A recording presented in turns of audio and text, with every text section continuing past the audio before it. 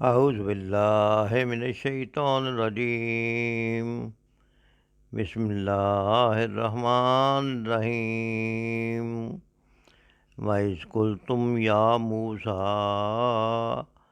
لَن نَّصْبِرَ عَلَىٰ طَعَامٍ وَاحِدٍ، اور جب تم نے کہا ہے موسیٰ ہم سے ایک ہی کھانے پر صبر نہیں ہو سکتا، فَادْعُ لَنَا رَبَّكَ يُخْرِجْ لَنَا مِمَّا تُنبِتُ الْأَرْضُ مِن بَقْلِهَا وَقِثَّائِهَا وَفُومِهَا وَعَدَسِهَا وَبَصَلِهَا۔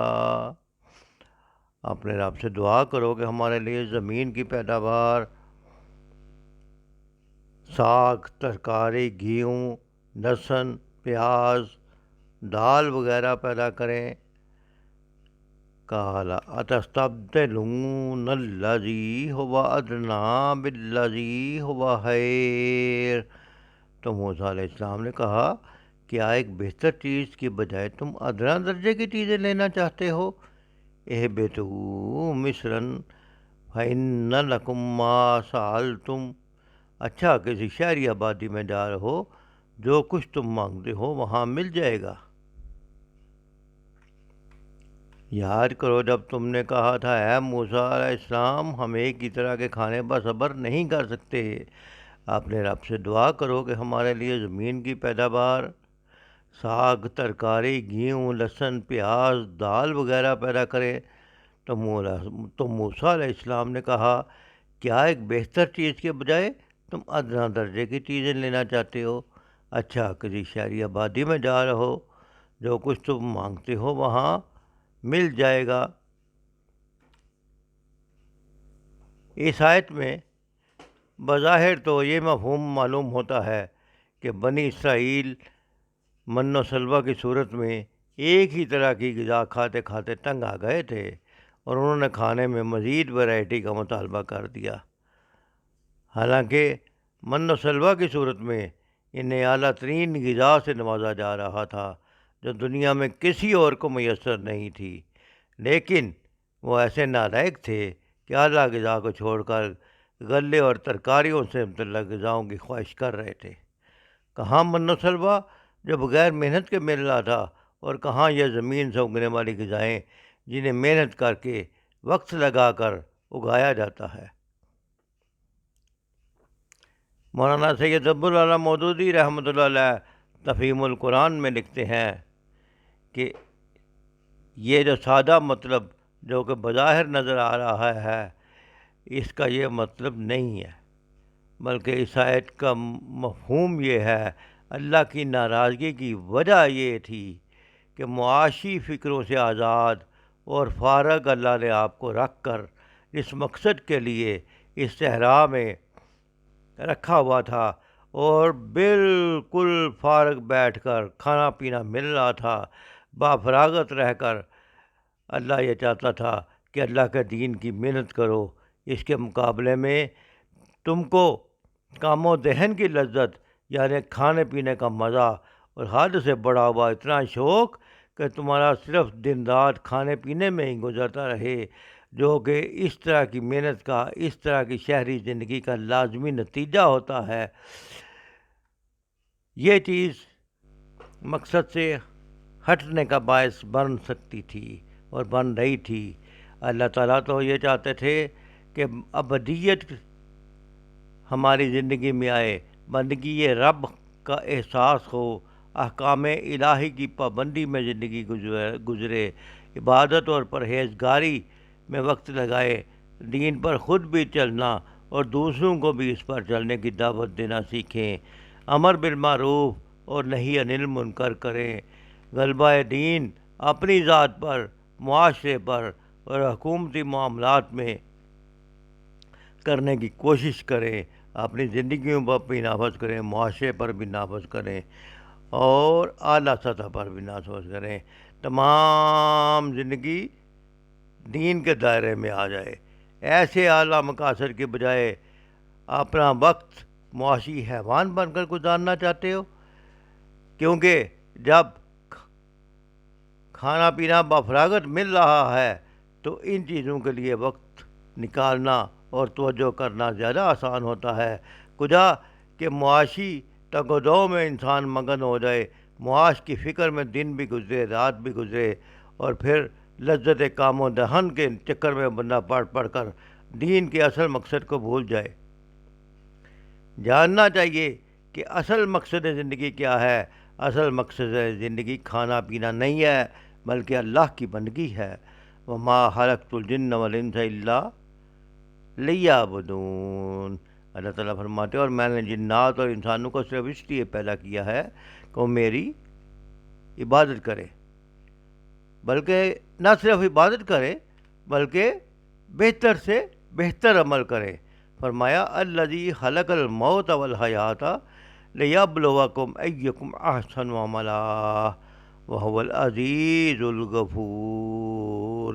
وہ جس نے موت و زندگی کو پیدا کیا تاکہ تمہاری آزمائش کرے کہ تم میں سے کون زیادہ اچھی عمل کرنے والا ہے، اور وہی بہت عزت والا اور بہت بخشش والا ہے۔ جب یہ مقصد بھول گیا اور اس کی جگہ توجہ کھانے پینے اور دنیا کے موج میلے میں لگ گئی تو نافرمانی حد سے بڑھ گئی، اور اس نافرمانی نے اللہ کو ناراض کر دیا۔ لہذا آج ہمیں بھی سوچنا چاہیے کہ ہم اپنے 24 گھنٹے لذت کام و دہن فکر معاش میں گزارنے کے بجائے اللہ کی بندگی کی طرف توجہ کریں، کیونکہ یہ جو فکر معاش ہے یہ معاشی حیوان ہے، انسان بن چکا ہے، یہ انسان کے لیے دین سے توجہ ہٹانے کا اور دین کی طرف محنت کم کرنے کا باعث بنتا جا رہا ہے۔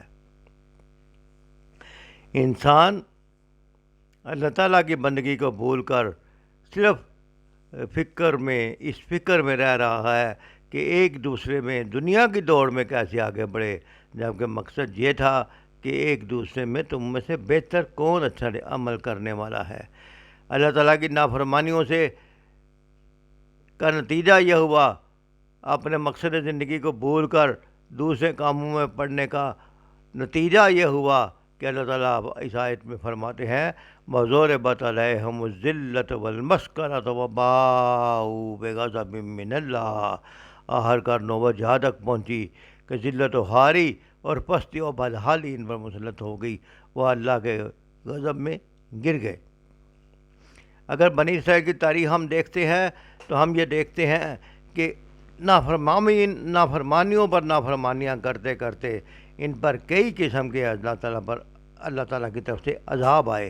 اللہ نے عذاب مسلط کیا اور پھر ان کو سنبھلنے کا موقع دیا، بار بار ان کو سنبھلنے کا موقع دیا۔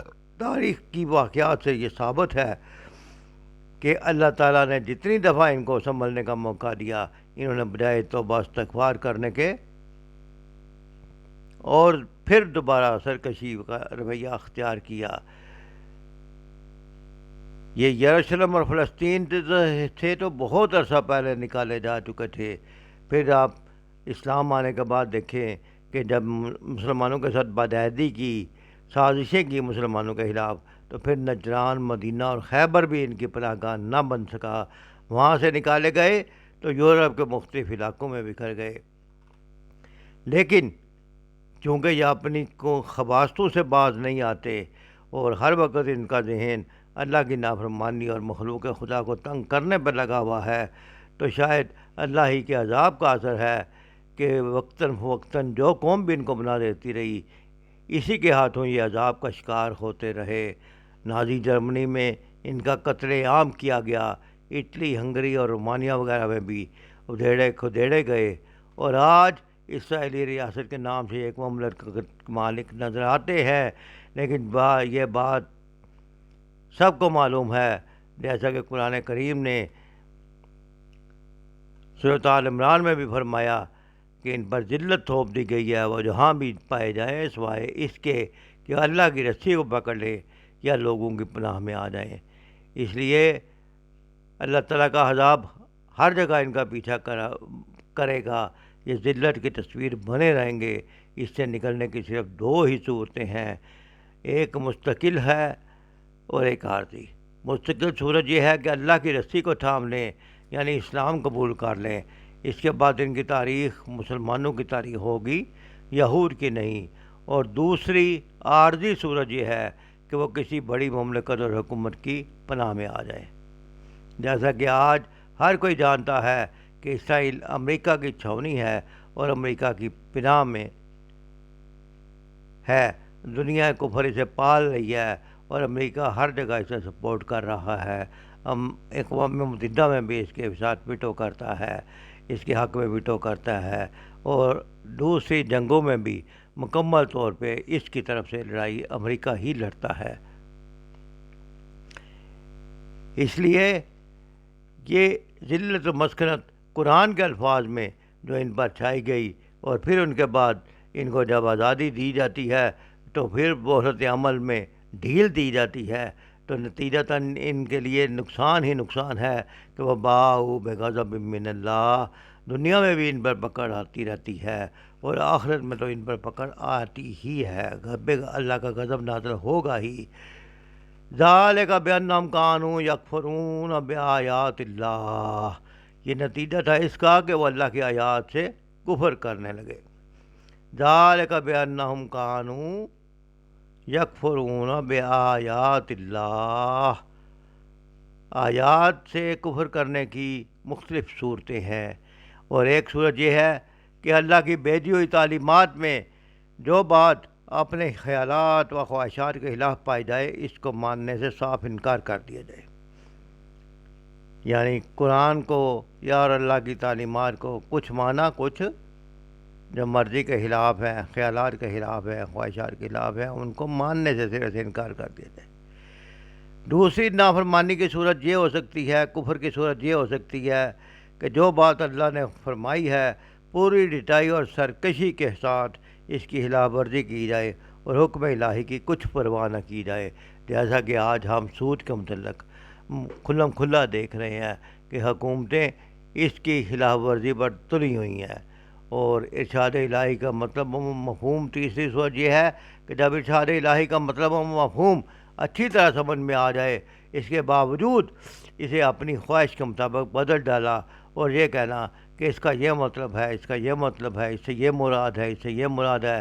آئیے میرے ساتھیوں غور کریں کہ کیا امت مسلمہ آج ان تینوں قسم کی نافرمانیوں کے چکر میں نہیں پڑی ہوئی؟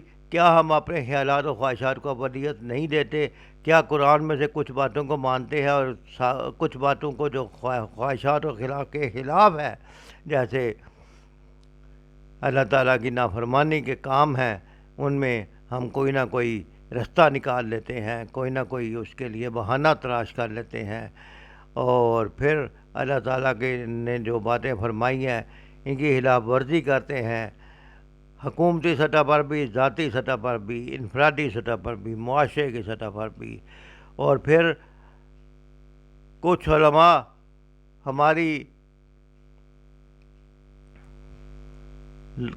لوگوں کی ایمان کی کمزوریوں کے وجہ سے اور قرآن کے ہماری لا علمی کی وجہ سے ہماری خواہشوں کے مطابق تھوڑی قیمت پر بدل کر ایسے فتوے دیتے ہیں کہ جیسے خواہش کے مطابق اسے احکام کو توڑا مروڑا اور اپنی مرضی کے مطابق ڈھالا جاتا ہے۔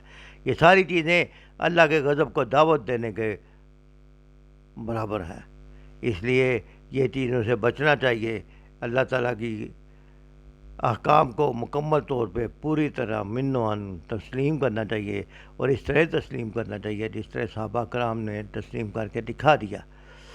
آگے فرمایا وَيَقْتُلُونَ النَّبِيِّينَ بِغَيْرِ الْحَقِّ، یہ لوگ نہ صرف اللہ تعالیٰ کی نافرمانی کرتے تھے، اللہ تعالیٰ کی آیات سے کفر کرتے تھے، بلکہ تاریخ میں ثابت ہے اور بائبل میں بھی اس کی مثالیں ہیں کہ انہوں نے نبیوں کو بھی قتل کیا۔ حضرت سلیمان علیہ السلام کے بعد جب بنی اسرائیل کی سلطنت تقسیم ہوئی تو یہ سلطنت دو حصوں میں بٹ گئی۔ یہودیہ کی ریاست نے اپنے ہی بھائیوں کے خلاف دمشق کی آرامی سلطنت سے مدد مانگی۔ کیا آج ایسا نہیں ہو رہا کہ دو مسلمان ملک آپس میں جھگڑا کرتے ہیں اور ان میں سے ایک کسی غیر مسلم کی مدد مانگتا ہے؟ یہ ساری باتیں اللہ کے غضب کو دعوت دینے والی ہیں، اور ایسا ایک دفعہ یہودیوں کی تاریخ میں نہیں ہوا، بار بار ہوا۔ کہ جب اللہ کے نیک لوگوں نے ریاست میں اعلانیہ بت پرستی اور بدکاری جب ہونے لگی تو اس کو روکا. حضرت زکریا علیہ السلام اللہ تعالیٰ نے مبعوث فرمائے اور زکریا علیہ السلام نے اس کے خلاف آواز بلند کی تو وہاں کی حکومت نے انہیں عین ہیکل سلیمانی کے پاس یعنی قربان گاہ کے درمیان سنسار کر دیا. تو یہ اللہ کے نبیوں کو قتل کرتے تھے. کیا آج اللہ کے نیک لوگوں کو حق کی آواز اٹھانے پہ قتل نہیں کیا جاتا؟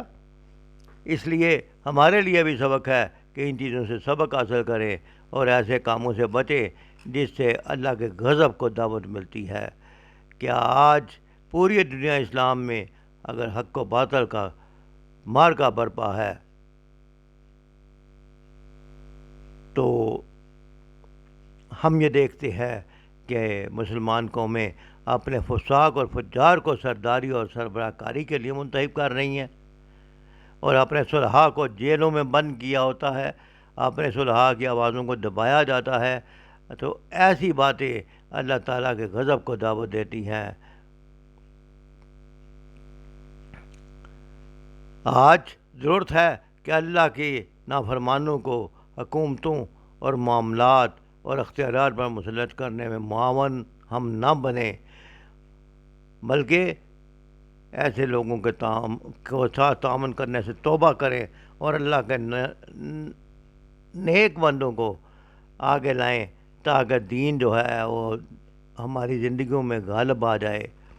اس لیے کہ جب اللہ تعالیٰ ناراض ہوتا ہے کسی قوم میں غداری اور اللہ تعالیٰ کی ناراضگی کے کام ہوتے ہیں، کسی قوم میں عیش و عشرت اس کا مد نظر بن جاتی ہے اور ان کے کلب اور ہوٹل آباد ہوتے ہیں، درس سننے کے لیے اللہ کے نماز پڑھنے کے لیے تو ان کے پاس ٹائم نہیں ہوتا اور لذت کام و دہن کے لیے فوڈ اسٹریٹ میں جانے کے لیے 3 گھنٹے ضائع کر سکتے ہیں.